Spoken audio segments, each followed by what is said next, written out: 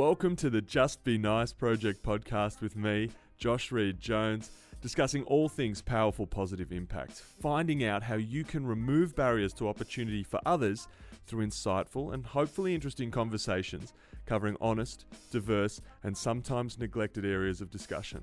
We are, as always, seeking to create extraordinary positive change in the world by helping you make ordinary positive change as we help you help others.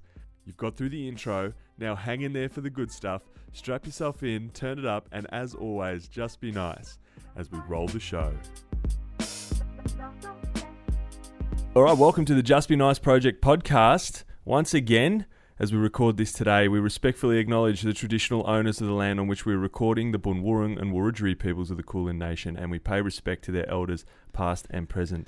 You're here with me, Josh Reed Jones, he, him, and today I'm catching up with amateur boxer, Sunny Coast trainer, ultra marathon runner, gym owner, world record holder, father, part-time media personality, and full-time bundle of joy, Jamie Milne, he, him.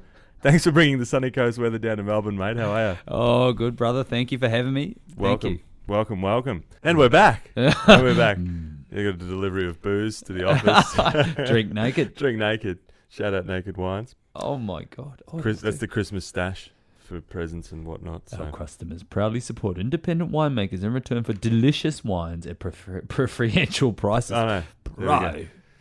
That's it, you know. Preferential. Preferential. Perforated. Preferential. 10 years of Mary. 10 years now. Wairua. Oof. There we go. There it is today on the podcast for the first time. There it is. So, do you want me to read the spiel, or do you want to give the spiel? Oh, bro. Because I've got the blurb. Have you? Yeah, I've got the little blurb. Oh, I'd love to. Do you know what I'd actually really like? And it would be the best 40th birthday present ever, is to hear you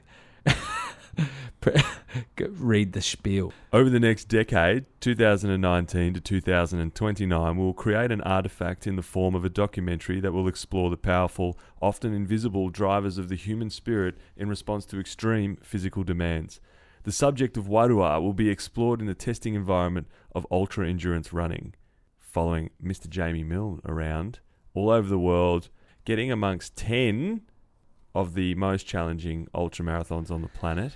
10 years, you'll be 50 at the end of this, my man. Oh, bro. Woo! I was just about to get the wet wipes. I was all excited. That's a big commitment. We've got 10 years. Yeah. We're starting off with the Hurt 100 in Hawaii. Yep. I did it. I did the fucking noise. There we go. Oh, Jesus. That's so annoying to me. So preferential. Ultra running, 10 events. How did you come up with this 10-year Wairua project? Talk us through the beginning of it. Okay, bro. The genesis, if you will. Oh, woof, my Lord. Preferential. Oh, that's so preferential. Sorry, bro. Yeah. Oh, man, I am so excited about this. Like, I really am excited.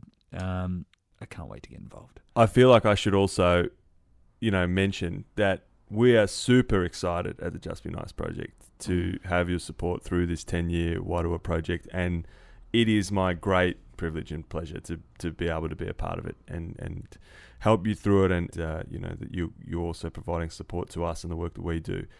So I am going to gush about this for the next little bit. If everyone wants to take a moment to prepare themselves, I am pumped. I'm really, really excited. So, oh, bro. But I mean, it's a pretty big undertaking. This is a big deal. 10 ultra marathons, 10 years.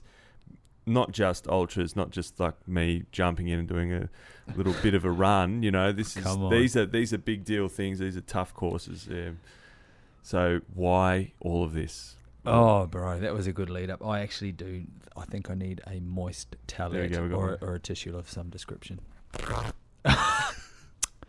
Look at the preferential tissue. We'll rip that up.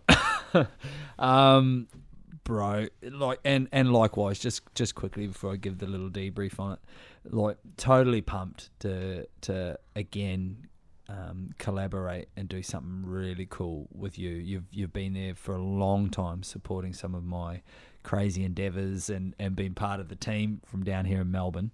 So again, like a privilege and honour for me, bro, to collaborate again. Gets me all emotional up in here. We're emotional. So it's really cool. I think the two, the project Wairua and obviously Just Be Nice project, it's a beautiful fit, bro. There's so much sort of cross-pollinating going on, and I love it. So it's really cool. Look, man, it started.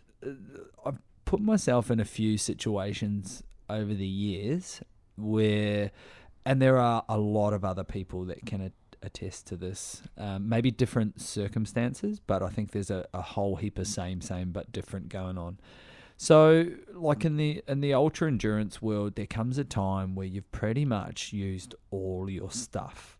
So, and I mean, even from a physiological level, like all your glycogen stores, all the food that you're eating, all the hydration, the fuel, the supplements, the mental toughness, the mental override, it is all gone, man. And I find that things in excess of about 18 to 24 hours, once you start creeping past those things, the needle from the physical to, man, whether it's spiritual or whatever, the needle starts to lean a little bit into an area that is very untapped.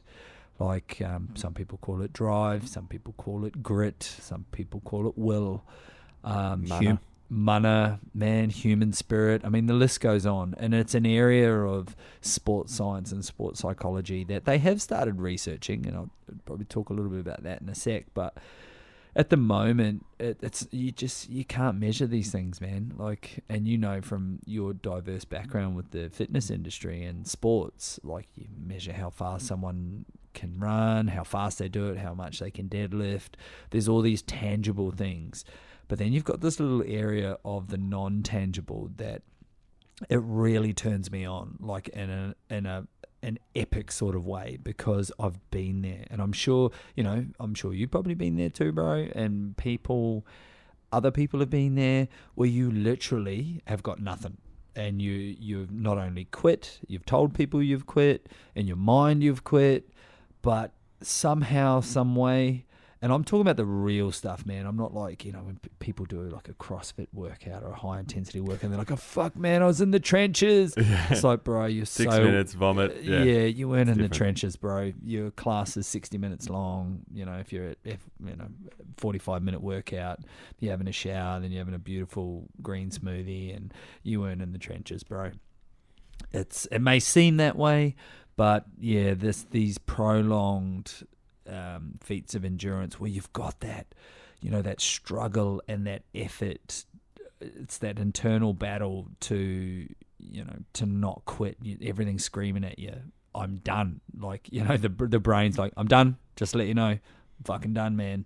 And you're like, nah, something comes along. And I've been there a handful of times, and I've also been there times when I have quit and pulled the pin, and then how bad does that feel afterwards? Bro, that sucks. There's been a couple of times that haunt me to this day. Contrary to the person you want to be, my man. Oh, there it is. It's taking me further. The gap between the two is getting bigger and bigger. And it does. You go back to your hotel, or you go back to your home, to your nice clean sheets and your aircon, and you reflect and you go, oh man, I had more. That was, why did I do that? But then, you get this wairua, this inner spirit, this inner strength, this inner courage comes from somewhere. And then what's really cool, I can't remember the guy's name. I read a book in it, and this is what sparked it. This was the catalyst. This was the first part, and the book was called The Rise of Superman. And the guy basically pretty much talks similar about sort of similar situation. And when you come back from that point of quitting, and this spirit or whatever, this drive kicks in, man, oh man, you come back like a rise of Superman. There's something pretty superhuman and profound that happens. And my aim for this project is to start to, with an awesome team. So we've got a doctor on board. We've got the University of the Sunshine Coast, their sports science department. the ethics have recently been approved. We are going. Can we torture Jamie and ask him Yeah. questions about how this is all going? Making him run for 36 hours straight and see what happens. Dance, monkey, dance. So that we're actually doing a research case study on, and the topic is mental toughness and pain tolerance as it relates to ultramarathon running. So over the 10 years, we're filming. We've got the film crew from Shot Imagery. Shout out Shot. Yeah. Nick Andrew and his team, Michaela and Ben. So we've been filming for the last 5 weeks. We all go to Hawaii. In Oahu, our first year, we take on the Hurt 100, which is the unofficial, most difficult and grueling 100-mile trail race in the world. Sounds inviting. Yeah, I mean, It's not the Pleasure 100. You've been there already. You were in the Navy. I was in the... Oh, jeez. Come on, bro. Oh, my Lord. You just violated my expectations of this whole thing. Mate, is there... Looking for the website, the Pleasure 100. The Pleasure 100. Don't Google it. Do not Google it. Please Google it and send me the link. So this particular course, it has 8,000 meters of cumulative elevation. So like Everest is only 8,800. So it gives you an idea of the level of difficulty. And it totally... Up and down? I'll have to confirm that. I Yep. think it is up and down, bro. So it's a cumulative total of Yep. elevation. Brutal. But the other thing that's interesting is there's only 1% of the 160 kilometres is asphalt. 1%. Yeah, the rest is just dirt and sticks. Rocks and Whatever cave the people and, in front of you have trampled down. Yeah. So to try and shed light and expose these drivers and intangible stuff, is sort of got to put yourself in those situations. So we cleverly went through, did our research on what's out there, which was interesting, man, because you got to dig really deep to try and find the gnarly stuff. And some of these events that we've signed up for over the next 10 years, like, they are formidable events, man. Like, you wouldn't wish a couple of them on your worst enemies. I've got a list here. I'll read them out quickly in case they ring a bell with anybody, because I've heard a few of them, but I pay attention to this stuff. The Hurt 100 in Hawaii, the Barkley Marathon, which has got a great little doco done about it. Where dreams go to die. Yeah, that looks brutal. There's 5 laps that not many people finish. The Grand to Grand Ultra in the Grand Canyon sounds horrendous. Jungle Ultra, bugs. The Badwater Ultra, Death Valley, so that's the lowest point in the States to the highest point, Yeah. I'm pretty sure. Hard Rock 100, sounds good for the joints. The Spartathlon from Athens to Sparta. That'll be a nice one. It's up there with the It'll be tough. Pleasure 100. Yeah. Fat Dog 120. What'd you call me? Yeah.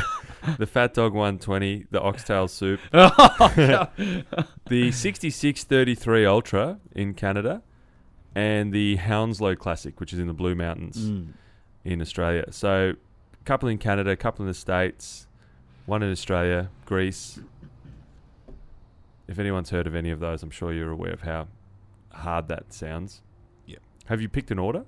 Or are you just going to go in the ballot for these each year? Yeah, so what happens is you kind of got to earn your scabs, excuse the pun, but so you got to qualify for pretty much all of them. There's a couple you don't have to, but it usually goes to like a lottery, so you throw your hat in the ring. With the Hurt 100, man, I've been gagging to get over to Hawaii, and I thought, man, I'm just going to go with instinct on this one and gut intuition. I really wanted to get over there, so I sent the dude an email, and he was amazing. The guy, John, I can't remember his surname, the director of the event, he came back. But I think, having a film crew and stuff like that coming over, a lot of these events probably would appreciate some exposure as well. Yep. So he was really welcoming, and he gave me a special entry for that guy. Every event needs the Pleasure 1 and the Hurt 100. Yeah. So yes, I'm really pumped, man. Really fortunate. Got an awesome team. And yeah, we'll be taking... So the Dr. Kendall George, who's coming over, she... basically all the competitors get asked if they're happy to take part in a study. So every single competitor, Great. which is 100, We'll get asked a series of questions. I take a camera with me that is a huge camera rig, 5 kilo camera rig. Yeah, strapped onto me for the duration of the event, and we'll document as we go, man. Awesome. Oh, bro, I'm so pumped. Getting into that pain cave and then out again. Yeah. Oh, it just because I really believe in it, mate. I really, and as I said, lots of people have experienced similar, the same, but different situations. And I think for some people, it doesn't always have to be physical. It could be, poverty. It can be anything. These points in our lives of desperation, when we're just about to leap off the cliff, man. We've had enough, and then something just keeps you going. Something keeps you going, bro, and it's beautiful. Fifth wind by the time you'll be falling 100%. Deep in the hole here. Yeah. And they're all over 100 Ks. Yeah, some of them like that Spartathlon, I think it's close to 300 Ks. The Barkley Marathon is really long. Unreal. Now there was a doco just came, like it's on YouTube. You have to watch it. Bro. Yeah, it's great. It's the 2018 Barkley. Oh, the new one. And it's called The Year Barkley Won. No one finished, bro. The guy who runs that is so like he's a full tilt loon. Just like, hey, I've just made this thing. It's really hard. Good. Yeah, good luck. Go grab these pages out of the books. Good luck to you, bro. And the fact of, I initially lost a little. Not respect's not the word. The urge to go and do it, especially when the journalist or the film crew were like, oh, what's your time? What have you done? And he's like, oh, God, man, I would never do this. That's crazy. No way. I just put it together, and it's like, oh, dude, you're the full loony. But the more I've gone down the rabbit hole on it, I'm like, oh, this is totally it, man. Because these types of events, bro, and for people that don't know, the Barkley Marathon is in Tennessee in America, and it's 5 loops of a 55-kilometer course with no markers, no nothing. So you have to circumnavigate. And a time cap. Yeah, and a time cap. And apparently the first 3 loops, which is, what's that, 110, 100, over 100 miles, so 165 Ks, he calls the fun run. Yeah. Bro. And that elevation is more than Everest. Yes. Across the whole thing. That's right. Yeah, that's a big deal. Unreal. And we talk about suffering and grit and will. Man, if you didn't know yourself after having a crack at something like that, you would know yourself inside out. I think one of the hardest things about the Barkley, looking at it, obviously I haven't done it, is the same thing that I think makes some workouts really hard or some exercise really hard, is that there's opportunities to stop in camp. Like mentally to do a lap, get back to where everyone is, and then have to set off again 4 more times. Oh, it's like doing a burpee. There's so many times to stop. You can stop on the ground and have a breather. You can stop when you stand up. You can stop after the jump. There's so many places to stop and rest. Yeah. That the hardest bit is to just keep moving because there's so many opportunities to stop. But if you're running from here to Sparta, you'll be like, well, I'm just going to run to Sparta. Yeah. Because that's the end of it. But laps. Laps are brutal, bro. So much time to think about it and see everyone. Man, so when I was researching the Hurt 100, that is the top tier reason why people, so the Hurt 100, the failure rate is 50%. That's the average. So half the field pull the pin, shit the bed, wheels fall off, whatever you want to call it. Yeah, all of the things. all of the above. And it all happens at once, and they've got no moist taliets. Yeah. So what happens is, in the Hurt, bro, you go up this whopping great big mountain or volcano or whatever in Oahu, and then when you come back down past the nature centre where it starts, you're like a fucking stone throw from Waikiki Beach. So you can smell the food trucks, you can see punters sunning themselves, they got the wobbegongs out, and you're swinging past to go back up and you literally come down the mountain, swoop past Waikiki Beach, and then back up you go. 5 loops now, admittedly, I think 33 kilometres a loop in the Hurt, and 5 loops. And yeah, like you said, the overwhelming, and that, man. So that's more than 100 Ks. Yeah, it's 160. So it's the Hurt 100 because there's 100 people. No, 100 miles. So, of course. Yeah. Yep. So one bloody American miles. I know, man. Get on board with the metric system. Yeah, okay, that makes sense. Yeah, and that And that is endurance, man. That effort, that struggle, that overwhelming desire to quit, and it's that internal battle. It's like the inner jiu-jitsu. You're trying to choke yourself out to quit, turning yourself into a pretzel. But, and then the other half of you is one half's trying to tap out, the other one's trying to get going, and that's endurance, bro. It's that that fight, that inner fight. Nobody else knows it's going on. Scared of any of them? Man, I'm scared of all of them, bro, and that makes me feel good. It's like the old boxing thing. You go into a boxing fight, no nerves, no fear, overwhelming confidence, bro. It's very likely you're going to drop the ball. There's got to be an element of fear. So I respect every single one of these events, and I've got a bit of a sweet spot in terms. I've done a lot of the endurance stuff, as you know, and man, anything past 10 hours, 8 to 10 hours, you're in for a rough ride. It doesn't matter how good you are, man. Yeah. I've done multiple 100-milers, as you know, run from Melbourne to the sunny coast, run around Tasmania. I've done some crazy stuff. And yeah. Multi-day worse than one huge 36-hour stint? No. Great question, bro. No, it's not. So there is a pain element. But I think like anything too, like having a solid team, like I've always been blessed to have great people around me. Get up in the morning and people are supporting you, them getting your brekkie. And, there's these types of things when you've got to go out on your own, and which I have done as well. Ran from the England-Scotland border to the top of Scotland with an 11-kilo backpack and, no friends, no support, and you kind of got to back yourself, but it's not like you're running through the desert or in the jungle. And no time caps as well. And no time caps, bro. It's like, I'm a big believer. I read a thing in the Telegraph from the UK when they were comparing marathons and ultra marathons, and I actually agree. They said a red hot crack at a marathon is definitely more difficult and challenging than an ultra marathon. An ultra marathon, it's so long, bro. There's an allowance and a bit of wiggle room to slow down. And walk. Bro, you walk. You got to walk. Some people got trekking poles and long socks and shorts and headbands. Yeah. It's a real interesting sport.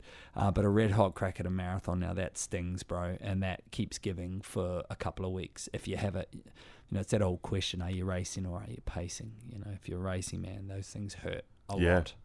2:01 and in Berlin. Bro. Oh, mate just ran. He's from Rotorua, wasn't he? Rotorua, Eritrea, or Kenya. Yeah, he's from Ngāti Pikiao or something. I can't remember. I watched them do the sub-2 attempt at the Nike. That's right. Yeah. And he was the guy that ran that, and he just seems like a stand-up human, and just to run, it's just he's nice just gliding. Dude, man. But even from a nutritional level, like I watched an interview with him, and they were like, are you in ketosis? And they're like these stupid questions. It's like, are you in keto? Are you fucking serious? Like, are Olympians in ketosis? No way, man. It's like I'm doing whatever I need to do to just haul this thing 21 k's an hour for 2 hours. Man, 2 to 3 tablespoons of sugar in his tea. And I was just like, oh my God, this dude like debunks the high level of sugar and stuff that he has. It was like unreal. He's in a different level though. I'm going to look up his name so I can say it, because he should get a shout out.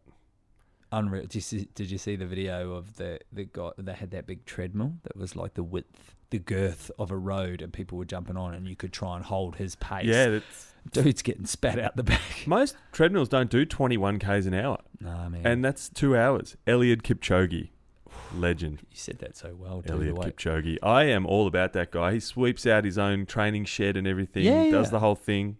Legend. He must also be doing very well, because he's a world champion and world record holder now for the marathon. Yeah, imagine 2:01 in a race. But it's changing the way. I mean, it's like going back to Sir Roger Bannister and the 4-minute mile, and John Walker from New Zealand, the 4-minute mile. Never heard of him. Yeah, Rotorua. It'll go soon, man. It's like the O's got to go. It'll go soon, and when it does, the floodgates will open. He said that at the end, because in the controlled test where they do the run to try and get under 2, he does 2 hours flat, 25 seconds.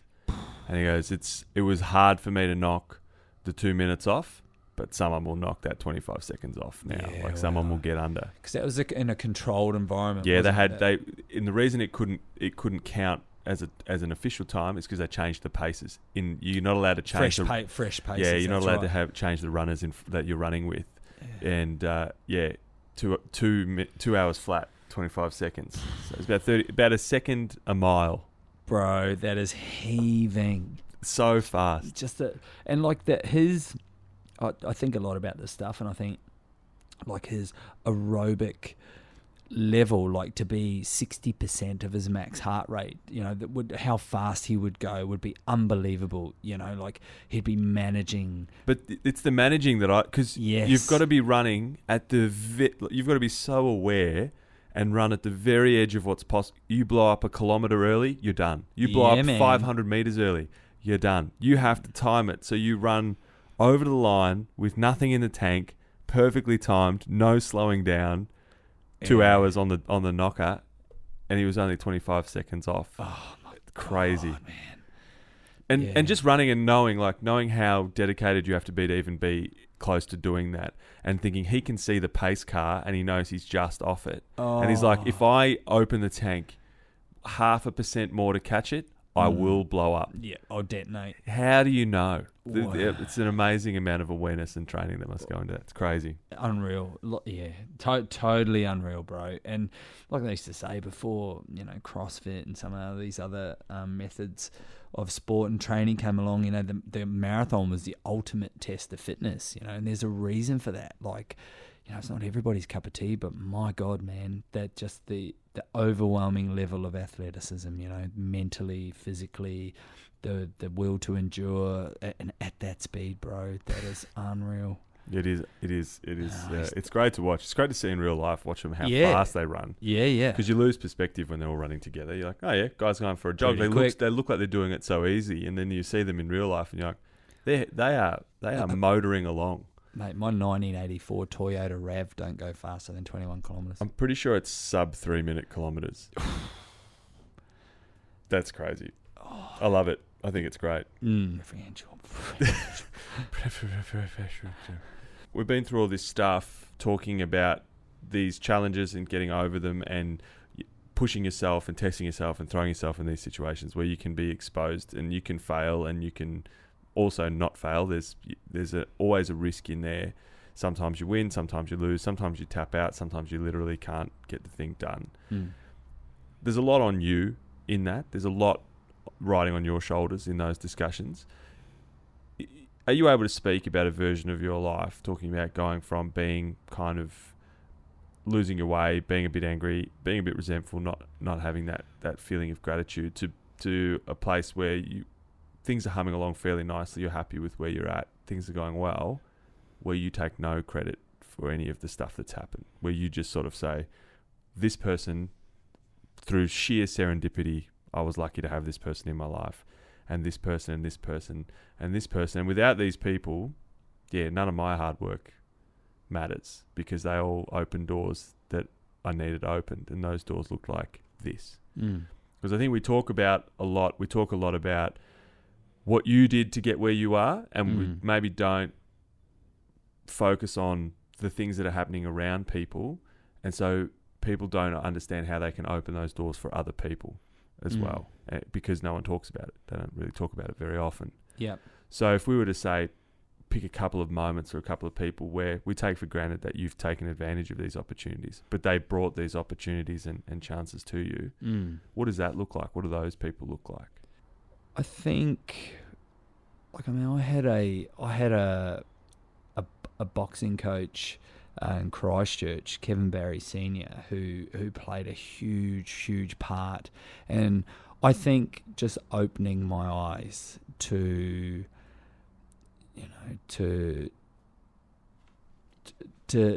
opening my eyes to the sense that, making me realise that you can do or be or have anything you see fit in this world with effort and with work.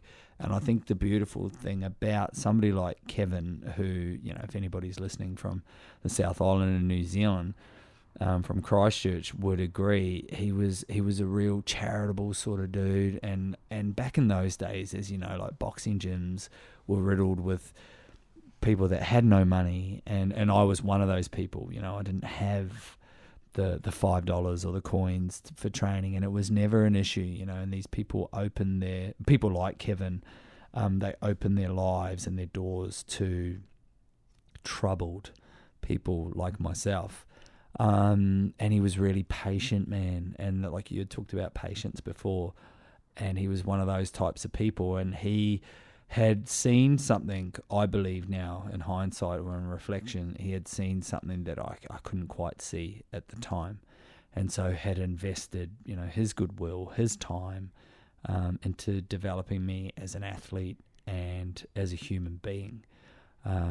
He was heavily involved with charity stuff for the Sallies and stuff like that. So, yeah, I think he helped me to understand that we're kind of all the same, man. Like, nobody's better than anybody else, and I know you understand this more than anybody else with the work that you do. And he was one of those people. He was an ambassador for good and couldn't give a rat's ass if you had, you know, tons of money in your bank or you had nothing. You know, he was that guy. And so I think, how do other people do it? If you're asking, like, how can people be like Kevin? I mean, I don't know, man. Like, show up. Yeah. Care. Just care. Just be, yeah. Give people, and patience is important. People, especially as we move towards more and more of a culture of instant gratification, people give up on people very quickly, and people expect too much too quickly. So, you know, sometimes I work with kids and they're rat bags. There's no other way of putting it. They do rat bag stuff. They're antisocial behaviour, I suppose, is the politically correct term. But they do these things. There are plenty of reasons why they do them. And we can demand that they just become polished humans on the day. But that's unrealistic. And when you pay attention to them and you have the patience to take the small steps and realise that the day that he stood up, yelled at the teacher and left the room was a win, because 6 months ago he would have thrown a table, started a fight, gone and done drugs the second he left the classroom and not come back for 3 days. Okay, we're not at 100% win yet. You shouldn't be standing up and yelling at the teacher like that, absolutely. But that's a win, and we're not demanding that it's get all the way here or you're still a deadbeat. It's putting the time and the patience in. And we do that for athletic development because we recognise that athletic development takes time, that you have to acquire skills and strength and power and agility and awareness as you go. But because we don't spend a lot of time teaching about character and character development, we demand people get here or we write them off very quickly. Yeah, 100%. So when you have someone in your life, and it's so funny that it's so often those dingy, stinky places with a guy who wears tracksuit tucked 100%. Into his shirt all day and just yells at you sometimes, and probably not a politically correct person all the time, probably give you a whack around the ear when you're doing the wrong thing, but will call you out, but is also there if you come knocking and go, mate, cap in hand, I'm sorry, I need a chop out, hold you accountable, but keep the door open. 100%. We don't have a lot of opportunities for that anymore, unfortunately. No. Because people want stuff to happen right away. And you get in very serious trouble very quickly, and you get chances taken away from you very quickly. Yeah. Oh, you can't come to school now. You can't do this. Like, all the things that we should double down on, you don't get. Yeah. You were disrespectful, you don't get this service anymore. You don't get this help. And it's those guys, those kind of, who have like a more informal control over their realm. They're like, okay, yeah, Jamie, he's a pretty good kid. When he mucks up, I tell him to go away for a week and think about it. But he's welcome back afterwards, and I'll go follow him up if I don't see him and let him know that he can come back. Yeah. But that's something that you see in communities fortunate enough to have those people. Man, so true. And it's people like KB that, you know, they can teach empathy, because a lot of people, you know, they can't get their head around, you know, spending 30 seconds or 3 minutes in somebody else's shoes. You know, like you're talking about the kid that's throwing the table and that. We don't know what's going on, man. Like, you know, Uncle Fussy could be given a little clip around the ears and all the rest, and regularly, and you just got no idea. You just see the action, you know, Yeah. misbehavior, but having, learning empathy and things like that is really important. And there's not a lot of that out there, man. People don't have the patience all the time allocated for that. Then we need stuff to happen. And when the way that things are measured, that isn't taken into account, of course, it makes sense. We're not measuring improvements. We're measuring binary outcomes a lot of the time, and taking the time to earn the trust of someone to even tell you that that's what's happening at home. Yeah. And then people sit back and go, well, if that was happening, you should have told me. Like, I don't trust you because every time I've done anything, I've just got in trouble. Why would I come and expose myself, tell you my deepest, darkest when I don't feel supported? Yeah, why would I tell you? I think too, man, like, and I was going to say that, like, I've been very fortunate, bro. I have a very tight circle of people really close to me. And again, I have friendships that go all the way back to kindergarten, and and even still making friends with kinder kids. Yeah. they don't ask too many questions. I beat them every time at basketball. It's great. Check out, I got the jelly snakes. They're happy. Yeah. And the caliber of these friends and people that are close to me, they, what do they say, like about a true friend? They'll, pull you up on your stuff, tell you the tough shit to your face, but and almost bag you to your face, but they'll speak highly behind your back. It's the opposite of what generally goes on. People bag you out, but to your face, so treat you fantastically well. And so I'm very fortunate, man. I've got a good group of people, and even so far as close friends that will say to me, man, don't text me, don't send me messengers, shit, like, call me, bro. Yeah, call me. And it's kind of like, and then you've got to slap yourself for a little bit, and you think, oh shit. Yeah, so I've been really fortunate there, bro. You're lucky to have all these great people around you. So who is someone that you disagree with but respect? Disagree with? It's a tough question. Yeah, it is a tough one, bro. I'm just trying to think how. You like everybody, I just too generous with your liking. Yeah, I do, man. I don't. I have that avoidance nature as well. Like, verbal confrontation is difficult, man, for me. And again, it's a constraint. Yeah. Look at it. I suppose it is a weakness too, man. It gets me in a world of shit. Like, the people pleasing never ends well.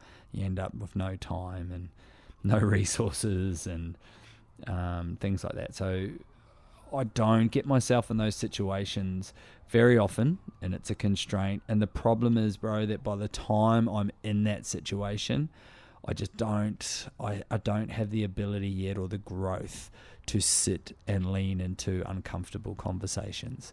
But like I said, it's something I'm working on. I'm not, I suppose I am a little bit afraid of it, but I see a psychologist once a month. It's something that just one step at a time, man. Bro, just chewing up those Ks. And it is, she encourages me to, which I actually think is really good advice. She gets me to, if I know that I'm going to have an uncomfortable conversation or something's looming, and as a business owner, you get that shit all the time. Yep. Somebody's not paying their membership, and it's like, oh God, but I really like this dude, man. And I've got to say, hey, bro, what's going on? And she has advised me to, like, write it down in a little journal, like, write it down, lean into the discomfort. And we've done a few scenarios together about uncomfortable conversations, and man, I backpedal like really, really quickly. And it's funny when I share this with people, they're like, oh fuck, I would never have picked it. And it's like, yeah, because I always say nice shit to you, and we're always having nice, comfortable conversations. But it is and she makes me lean into it, and every time I'm like, oh, this feels fucking hectic. She's like, oh, stay there, man, stay there, think about it, and talk to them and tell them you don't like that shit, like, you don't like it, and it's a real work in progress. That's where you're going to find the Wairua in that area. You got to get uncomfortable, man. You got to push into it. Yeah, and bro, like, I've got a very wealthy friend. And he said to me, what's his name and details? I'll give you his address. So he said to me, what do you want for your 40th, bro? Like, what do you want to do? Let's do some stuff. And I'm like, I don't, man. I'm a really happy man. I've got a great life. I've got a fantastic life. And what I want is exactly what I'm talking about. I want to work through these constraints and learn how to, have an uncomfortable conversation, learn to say no, learn to not sell myself short. yeah, that's what I'd love that, bro. I'd love that more than anything. And it used to be really conflicting with me, and I don't know if you can, I don't know if you can sort of, like, I've always been conflicted in the fact, and coming from an amateur boxing background, it's like, how can one jump in the ring and, you know, hit another human being as a sport and have not a great deal of problem in that environment, and come from that, you know, background. And my hometown was a tough place to grow up, you know, it was only the strong survived. But I can't say, oh, I'm not happy about that, or you've missed a couple of payments on your gym membership, like, and that gives me cold sweats and elevated heart rate and peaks me out. Yet, you know, I can throw a couple of jabs and a beautiful right hand and not really think a hell of a lot of that. Like, and so that's something that has challenged me a lot. Yeah, it's hard because it's almost the way that I talk about it. I don't gamble at the casino. It's not for me. It's not something that I have ever enjoyed or been good at or anything like that. I might have a little $20 on the roulette table if everyone's at the castle or something, but I also see it as a huge risk to do that, and I'm not comfortable with that risk for whatever reason. People are. There are professionals that play poker and they do it all the time. However, on the line every single day is everything. Running your own businesses and doing those things. And, you know, I've sold properties and I've put money into things and done all that. And I'm gambling my life all the time. And then you gamble your life when you step into the ring or the football field. And technically you gamble your life when you jump in your car.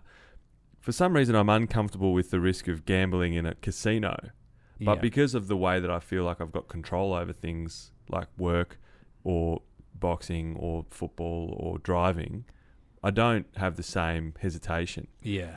When you're having a difficult conversation with someone, and it is difficult, and I'm much the same, I've a very tough time having tough conversations sometimes. It's the risk is the unknown.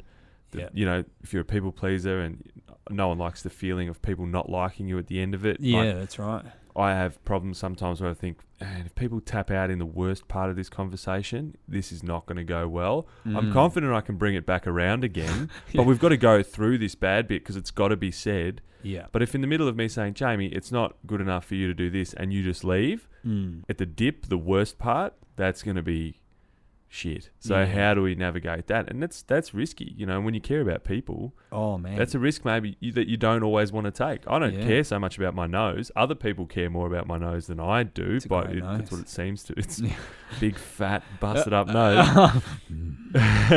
But you know, if you care about people, well, that matters, and how they feel matters, and knowing that I only have so much control over how they're going to take this is a risk. It's a gamble. And so, you know, we're comfortable with some gambles and we're not comfortable with others. Some people are really uncomfortable with the idea of running 2 kilometres, and you'd run it with a can of gas just to get to training. It's not a big deal. Yeah. And some people will gamble $1 million in a hand of poker, and I would have a heart attack. Yeah. I would 100% take that money and run. It's crazy, isn't it, man? It's such a crazy, just the whole thing. Yeah. We all just are wired, or we train ourselves in different ways, and I think it's great advice to push into the stuff that sucks. Oh, it's always where you've got to go, and it sucks. But it's your body tells you. Stephen Pressfield calls it the resistance. Yeah, and has written a couple of great books. The War of Art is one of them. That's a great book. Great book. Oh my god! And it's just all your anxieties about everything just laid out, and just like, so you're going to feel like this, like, oh yeah, it's like, do it. Don't worry about it. Yeah. That's the resistance, you know, and pulling you in a different direction. It really does shine a spotlight, especially on men, you know, as I was saying earlier. Men are so reluctant to be vulnerable. You know, you've got these many, many levels of ego. And I see it in the fitness industry, bro. And as would you, you know, we have some seriously powerful and amazing women in our facility. And to be a bloke that can walk in there and go, oh my God, that woman is deadlifting like 120 kilos and I've got my fucking 45 kilos over here on my 15 kilo bar, and be okay with that. You know, it takes a high level of vulnerability, you know, be comfortable with who you are. And a lot of people are not. Yeah.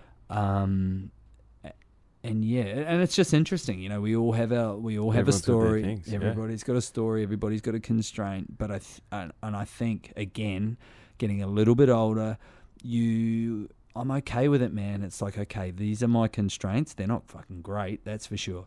But as my psychologist has said, you just got to lean into it, man, and hang out in there. And it's easier said than done. Like, that's the real discomfort for me. Yeah. The planning bit is the easy bit. The saying, I'm going to do that is the easy. The actually sitting in that horrible, uncomfortable. Oh, bro. Yeah. Oh, man. Dude, awesome. I'll say before we get into the last handful of questions here, we've got 10 years, so we've got plenty of time to talk about all these things, and it would be great to check in and go through these as we go, and we will in multiple media outlets. Awesome. I will put my hand up now and indelibly ink this into the MP3 online. I'll do one of these with you. And I'll do the requisite qualifications because you can't just sign up for one of these. I'm gonna have to do a few other things. But in this 10-year situation, because I don't like asking people to do stuff I wouldn't do either, I will do one of these. I'll jump in and give one of these a crack with you. I don't know whether I'm aroused or excited for you. I thought about it before when we had to break for my delivery, and I was like, yeah, just do it. Let's do it. I'll do one of them. Oh, man. Come to Greece. Greece would be a good one. I'd love that. Ironic, because when I was 12 or whatever, I used to read these Blitz martial arts magazines, and I ordered from it the Spartan Health Regime, which was like one of those one-page ads for like, get in great shape, do all this stuff, and I still do most of that stuff. It's one of the best, simplest things. It's so good.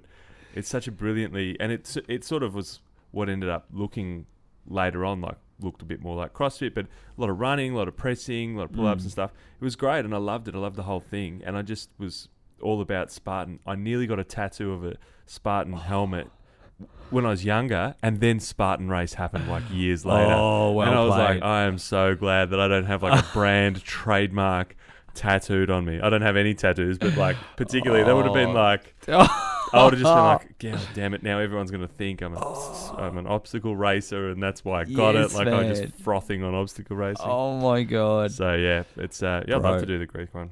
Bro, that's unreal. I'd love to share another journey with you, man. It'd be so good. I can carry you a few bits. I'll be like the big guy, just like, hoik you over the shoulders up the mountain for a bit. And then I'll tap out and let you run the rest of the lap. Run out of water. I'll do one powerful lap and it'd be done. Yeah. All right, last few questions. Abs or kebabs? Kebabs. Kebabs, done. Well, when you're running ultras, you can eat whatever you want. How do you know if you're doing a good job? It sits well with me, man. Feels good. Yeah, it does feel good. I think it was about the whole, you don't know necessarily if you do the right thing all the time, but you know if you're doing the wrong thing. Mm-hmm. So it's just totally an inside job. You can pass a law right now. What do you pass? Oh my God. Can I pass 2? Sure. Oh, thank you, bro. See, that's why I love you, man. We're generous with the hypotheticals here. Yeah. What's the chances? Yeah, I don't know if it would necessarily be a law, man, but it would be more, I think everybody should have a greater level of empathy, like in a big time. And how you make that happen, I do not know. Maybe that's a massive culture shift. But a quick example, somebody does a dick move, whatever that might be. Oh, here's one that we can relate to. Mundine has his fight, gets dropped. And the nation just spray him. Schadenfreude. Big time. Oh my God. Delight in someone else's failure. Oh, and like to a really gnarly level on the social media platforms. Like not for 1 second. And I've seen post-fight interviews and you can see it, man. He's like getting, I don't know the guy, but I could imagine, if you clicked on Facey for just like 30 seconds, you just wouldn't do it, man. Where were you going to, Lance Armstrong's another one. Yep. The whole doping thing. And I remember listening to a podcast with Joe Rogan, and he was saying like he can't even go to the airport, bro, in America with his kids. Like people just, because he did a dick move and he lied and said, man. And he was actively pretty horrible to people as well. Yes, man. And so there was no empathy. There was no... And I think everybody, I don't know, more empathy, bro. That's one. And the other one is you should be able to say whatever you want. I think there should be a freedom of speech. Like I know we talk about it, but I think we lie too much I do it too. White lies, try and be diplomatic, don't want to hurt people's feelings. I should be, we should be able to say, like even to politicians and stuff, like, fucking stand for something, man. Yeah. Stand up, bro. Like, stand up. This is fucked. Don't be afraid that people are not going to fight. It's kind of like I'm speaking to myself, really, mirroring this whole thing. Fuck up, Jamie. Just stand up and speak up for yourself. But you know what I mean? We should be able to say how we feel and have that freedom of speech. Like, fuck you, man. You hurt me, or I don't like that, or or stand for something as leaders in communities. Stand for something and be able to speak. Have that freedom of speech. So they're two very polar opposite ends of the spectrum. Yeah. And I've waffled on a little bit. Sorry, bro. But that's it. Good. I like it. Yeah, and I don't know how you'd make that a law, but yeah, that's how I feel. What's your favourite way to just be nice? Oh, favourite way to just be nice. Just a good homemade oxtail stew. Yeah, just 48 Heinekens and 136 Tom Thumb, and just give it to the nearest. But no, I like to do this, bro, and I consider myself good at not judging. So it's, as well as my grandmother's value of manners make the man, she used to say, and I remember this for my whole life, she used to say to me, like, always be nice, Jamie, always be nice, but take no, I think she said crap or rubbish, something like that. Yep. There was no swear word. But I've sort of grown up thinking, always be nice, but take no fucking shit. Like, Yep. Don't get rolled, but just be nice, man. Just 100%. Love it. Where you can. Yeah, where you can. And being nice is different to like diving deep into solving everyone's problems. It's just like when I talk about being nice, I often the distinction between being nice and say doing good is that being nice is just entirely your behaviour, your actions. It's how you carry yourself. But doing good means the other person has to get somewhere. So if you want to do good, you're paying attention to where that person is or that community, and you're working with them until you've done a job.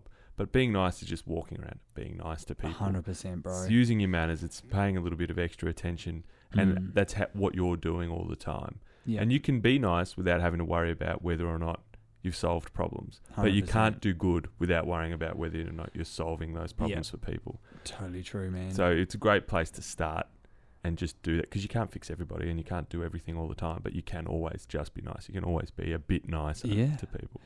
And think even reminding yourself life is a lot about the giving and not the getting. I don't remember who said that. That's not my thing, man. I've heard somebody say that, and I thought it's so true, man. I remind myself of that often. Like, remember, don't be so consuming. Don't consume everything. Like give a little bit more than worrying about the get. It's a weird secondary kind of thing when you think about being nice. It's like if someone cuts you off in traffic and you're ready to wig out about it. To be nice, and you go, be nice. And you're like, well, to be nice, I've got to actually step outside of myself for a second and think, like, I'm not the center of the universe. And that is a beneficial exercise in and of itself, to just be like, the world isn't happening to me. Yeah. The world is happening. I'm here. I can make a choice. Yeah, I'm annoyed, but I can still be nice while I'm annoyed. And I can still not rage, because who knows, the guy in front of you is like maybe on his way to the hospital, or who knows. Yeah. Everyone's living their own life. There's a great concept called Sonder, which is that essentially that it's the realization that everyone is living a life as complex and as nuanced as your own, with no hierarchy of importance, but everyone's doing it, and to just be aware of that.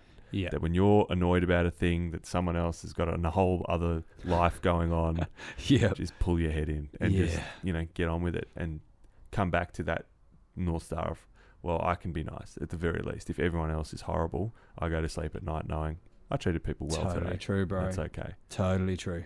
Dude, there's so many places people can find you. You can Google him. You can go listen to the radio on the sunny coast. Check out Pleasure 100. Do the Pleasure 100. Maybe I'll just make a marathon and call it that. Tell everybody where they can find you, where they can look you up. Awesome, man. For anybody interested in the documentary, if you jump on Facey at Wairua Spirit, and that's the same on Instagram. And for all the people who don't speak Māori, how do you spell that? Wairua. Wairua. There it is, man. And you roll the Roll the R. sort Roll of, the R. And the website's there as well. And our strength and conditioning facility on the sunny coast is just Jamie Milne Training. Yeah, check us out. Excellent. Get them on all the grams and the books and the web pages. Check it out. If you're on the sunny coast, go have a train. It's a great place to train. Full of wonderful people. I can vouch for so many people there. They're amazing, and they are. Yeah, can vouch for you, my man. And you, bro. I appreciate you. I appreciate you so much. I look forward to many more chats. 10 years of good times and long runs and killing it. It means the world to me, and we're stoked to have you on board. And man, love you. Yeah, Legend. Likewise. Love you too, bro. Thank you very much for having me, man. It's unreal being here in Melbourne, hanging out, looking cool. Getting sunburn on that one arm. With the sun. With the golden trombone. Oh, legend. All right, bro. Cheers. Much love, bro. Thank you. Thank you so much for listening to what is our first ever 2-part podcast. We are super excited to have partnered Wairua, Jamie Milne, and Just Be Nice for the next 10 years, examining the human spirit and finding ways to help people even further. If you're interested, if you like it, if you want to be a part of it, subscribe, jump on the webpage at jbmproject.com, subscribe there, tell your friends, get them involved. We'd love to have you involved. Remember that we care, you matter, kia kaha. Have an amazing day. We'll see you next week. And as always, just be nice.